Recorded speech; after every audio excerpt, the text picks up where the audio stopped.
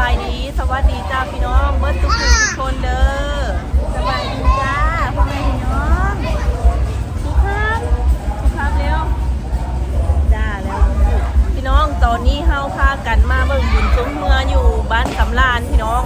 มาฮอดแล้วเนาะตอนนี้ก็จอดรถอยู่ในวัดเลยพี่น้องยังบ่ทันได้ย่างออกไปเบิ่งบรรยากาศเนาะในวัดแต่ที่มีของเล่นของยังเด้งดึงพี่น้องน้องมิวกำลังตื่นเต้นอยู่ตอนนี้สวัสดีจ้ากับลูกมิวครับจ้ามิวครับจ้าก่อนเรามีกาไข้แน่แล้วพี่น้องเป็นไข้เนาะแต่ว่าเสียงยังทันปกติเนาะนี่ก็พากันมาเบิ่งบุญซุ้มเมืองพี่น้องคืออยู่ตำบลอาสามะนี่ค่ะพี่น้องบุญซุ้มเมืองก็สิมีทุกปีเนาะนะมีเพิ่นที่พัดกันเนาะระหว่างบ้านห้อมสำราญอาสามะพี่น้องปีนี้แหละอยู่สำราญเนาะปีหน้าอยู่นั่นสิอยู่อาสามะหรือบ้านห้อมเลยเนาะเพิ่นที่พัดกันไปพัดกันมาตามหมู่บ้านนี่แหละเนาะพี่น้องก็บ่ฮู้ว่าเพิ่นนั้นอันนั้นอยู่ใส่เนาะนางจุดปล่อยเรือแล้วก็เส้นชัยเนาะเฮาสาธิตย่างไปเบิ่งบรรยากาศนํกันเลยเนาะพี่น้องเนาะป้าพี่น้องเอ้ยมื้อนี้ก็มาเบิ่งบรรยากาศบุญซุ้มเรือเนาะ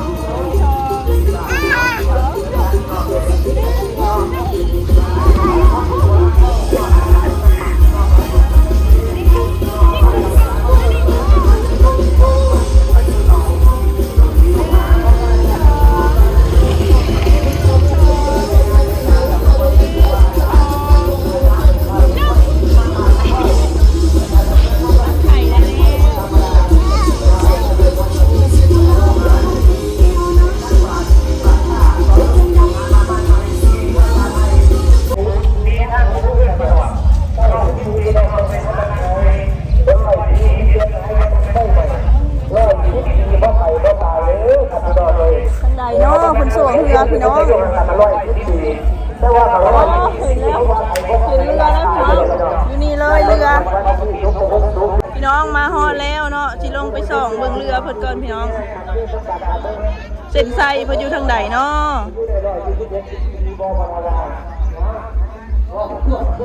อ๋อเรืออยู่นี่พี่น้อง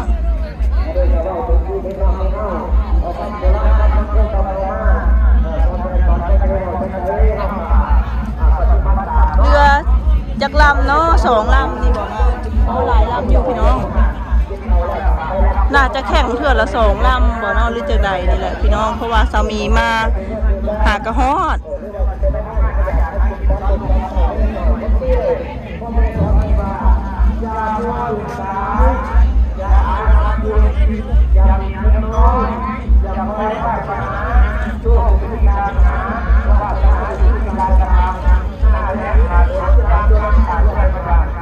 เส้นไซน่าจะอยู่หันอ๋อจุดปล่อยอยู่ทางเทิงพุ่นเนาะ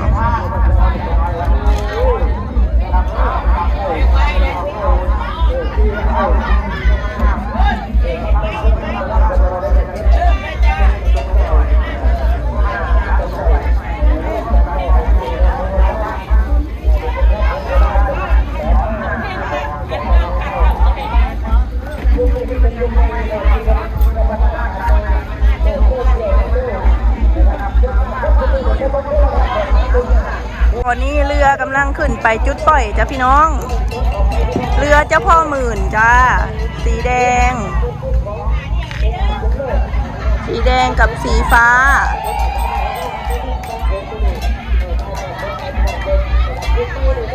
เรืออย่างเนาะพี่น้องผู้สื่อเรือเพิ่นอยู่ไกลเนาะสามีอ่านบ่เห็นเนาะอ๋อเรือในเสือเพิ่นนี้เนาะเรือนางคำแสนพี่น้อง เจ้าพ่อหมื่นเรือสำราญใต้เนาะอ๋อเป็นเรือบ้านอาสามารถกับบ้านสำราญพี่น้องแข่งกันเนาะ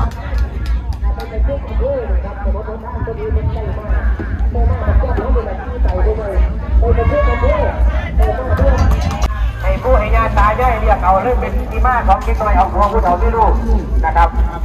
พี่น้องเดี๋ยวไปเบิ่งทั้งพี่น้องทั้งสมภารแล้วตอนนี้เราได้มาปฏิบัติการของเขาได้เดี๋ยวเห็นคู่แล้ว หลายพี่น้องเดี๋ยวเห็นคู่แล้วนะครับอาจิตามาหาเขาเด้อฝนกระดาษพี่น้องเรือจิตเที่ยวครับขอความกรุณาท่านเข้าสู่นะครับเข้าสู่จุดปล่อยได้แล้วนะครับจะทำการแข่งขันเที่ยวสุดท้ายของวันนี้นะครับขอเรียนเชิญครับ เที่ยวสุดท้ายแล้วมือนี้เที่ยวสุดท้ายแล้วเจ้าพ่อหมื่น เมือนจริงชนะเนาะติดเที่ยวจริงชนะได้ถ้วยคอพร้อมแล้วก็ปล่อยเรือออกมาได้เลยนะครับเพราะว่าท่านจะอยู่ในท่ามกลางบรรยากาศสายฝนผู้ทุกสูงเดี๋ยวไม่เห็นแล้วครับพี่น้องตอนนี้เรื่องนี้ก็นิดหน่อยครับประเดี๋ยวทั้งด้านที่ตะวันออกฝั่งนั้นก็มืดมาแล้วฝนตกมันจะลดมหาการประมาณฝนตกพี่น้องอยู่ฝั่งลาวบ่เห็นภูเขาแล้วตอนนี้ได้ยินเสียงผดังมาแล้วของเราในวันที่13 14 15นะพี่น้องให้เล่ากันตั้งมาเดียวกันนะครับแค่น้ำมืดฝนมาแล้วแค่นั้นเองทางกันบริเวณนี้ฝนตกกันแล้วครับฉะนั้นแล้วก็ให้เตรียมความพร้อมนะครับฝนจะมาแล้วพี่น้องเอ๋ยฝั่งที่ตะวันออกของเราเนี่ยพี่น้องสมภารเราเย็นสบายเนี่ยเย็นแล้วน้ำฝนลงแล้วตกแล้วลงแล้วมันขึ้นเมื่อเช้านี่ก็ตกหมู่บ้านนี่ก็ตกลงพอเพราะว่ามันลมมันจะมาน้ำโขงเพราะว่ามันมีแนวบังมาพี่น้องเนาะมันมีแนวบังลงมาน้ำโขงตอนนี้เรากะมาทางเรือพี่น้องไปจุดปล่อยเนาะพอบางทีก็นอนไปห้าวโอ้ยตะพอตะเมียเนาะอยู่ทางคุณพี่น้องตะปูยาตาใหญ่ตะปูตะปุยผ้าลูกผ้าหลานกินที่ยังเขาเนี่ยกินกับอย่างคนทั่วไปตัดกินตะปูจมพูงามเนี่ยมาอย่างเด็กกับผู้เป็นคนที่มีตะปูจมพูงามผู้ให้แล้วก็ได้ยินเสียงประดังเป็นไม่กับมีตะปูงามผู้แก่ผู้สาวกับมีตะปูงามผู้เจ้าภาพทางคณะผู้จัดงานนะครับทางท่านนายกปีชาศรีสงฆ์ขอบคุณมากนะครับภายใต้การบริหารองค์การบริหารส่วนตำบลอาจสามารถจังหวัดนครพนมขอบคุณไปยังท่านสจครับ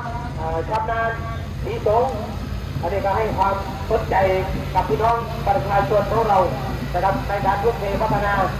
สุดยอดครับท่านครับเอาเก็บเอาเรื่องอุปกรณ์ใช้มันกระไรครับบรรยากาศฝนฟ้าที่มาแล้วเรื่องกันเป็นเกี่ยวสุดท้ายเท่านั้นเองนะครับจำเป็นกับเรื่องเสียงกับเจ็บเขาเท่านั้นละมองปากเต้าไปทางด้วยนั่นเลยยันไปจอดไปอย่างหนึ่งที่เบิร์ตตัวอดใจรอครับอดใจรอเป็นเที่ยวสุดท้ายของวันนี้ครับมืออื่นเลือดไหลของเต้ามืออื่นนี่ก็แข่งตัวเองขอหน่วยกองนะครับมาให้กำลังแรงใจกันเด้อมือที่2วันอาทิตย์นะครับอาทิตย์ที่12มืออื่นพอ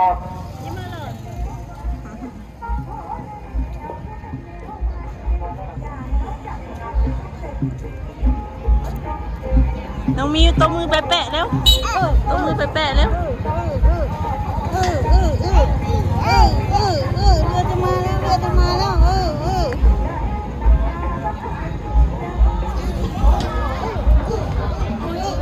เรือจะมาแล้วเย่เย่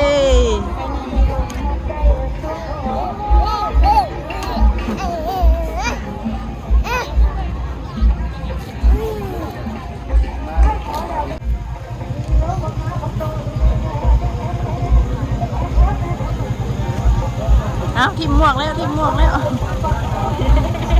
ไม่เอาไม่ทิมไม่ทิ้ง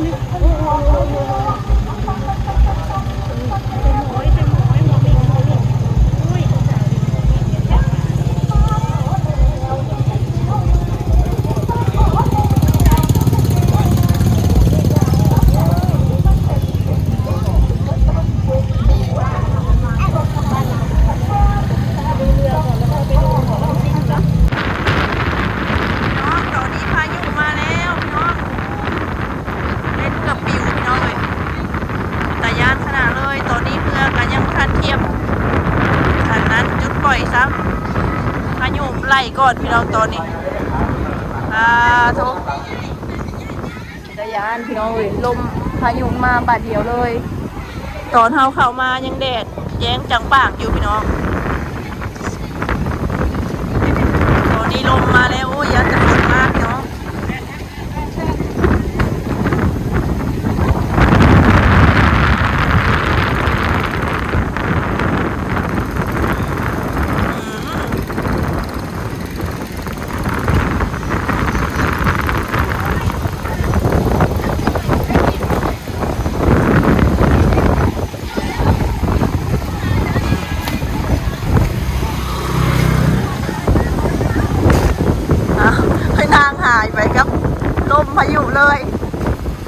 ลบแล้ว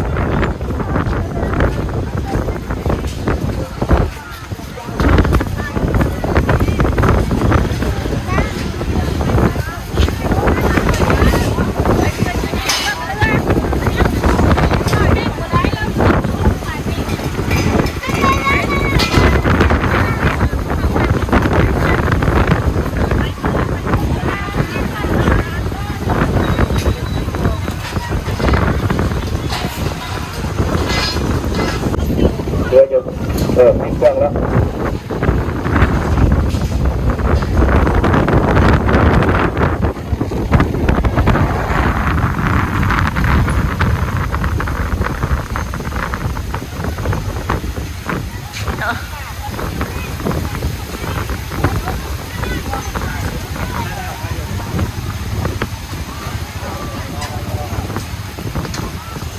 พายุฝนไล่แล้วพี่น้องตอนนี้ฝนกาเศร้าตกแล้วพี่น้องเมื่อกี้นี่หาพายุฝนมาแห้งพี่น้องทั้งลมทั้งฝนเลยเนาะแล้วกาทางงานแข่งเรือเพิ่นกาได้ยุติเบิดแล้วพี่น้องบ่ได้แข่งต่อซ้ำเนาะเพิ่นเอาไว้เป็นมือรอบซิงมืออื่นเนาะพี่น้องตอนนี้กาแบบป้าพี่น้องเลยพายุฝนมาแบบแห้งขนาดเลยเนาะเพิ่นพ่อค้าแม่ค้าเพิ่นก็ได้เก็บของเบิดแล้วพี่น้องเอาไว้ขายต่อในมืออื่นเนาะเพราะว่าเพิ่นแข่ง2 วันพี่น้องเนาะมื้อนี้ก็มืออื่นเป็นรอบซิงเนาะเพิ่นก็สิรวมเรือที่ชนะมื้อนี้เอาไว้แข่งกันต่อมืออื่นเนาะพี่น้องพี่น้องบรรยากาศฟ้าหลังฝนตอนนี้เนาะน้ำท่วมทางเลยพี่น้องทางพุ่นก็มีเวทีพี่น้องเวทีหมอลำซิ่งเนาะเพิ่นเอามาลงเนาะเพิ่นก็ยังบ่ทันทำการแสดงหยังเลยพี่น้องเอ้ยฝนฟ้ามาก่อนเนาะคนค้าคนขายกาเก็บเครื่องเก็บของใส่รถเตรียมสิกลับแล้วพี่น้องบางส่วนก็ยังขายต่อเนาะ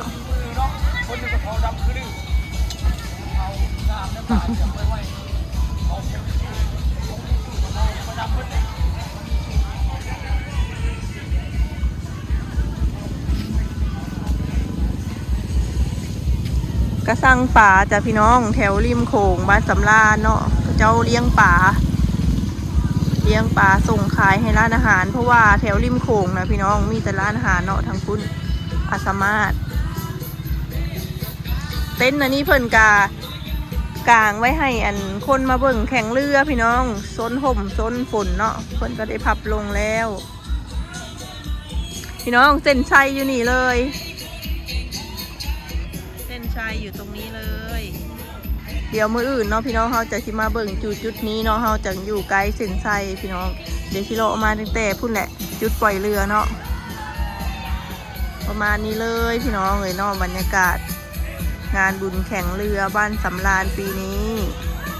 สามีกาสิคอตัวกลับแล้วพี่น้องเอาไว้เข้ามาเบิ่งอีกรอบในมืออื่นเนาะสำหรับคลิปนี้กะฝากพี่น้องเป็นกำลังใจให้สามีคือเก่าเด้อพี่น้องขอตัวลาไปก่อนจ้าสบายดีบ๊ายบาย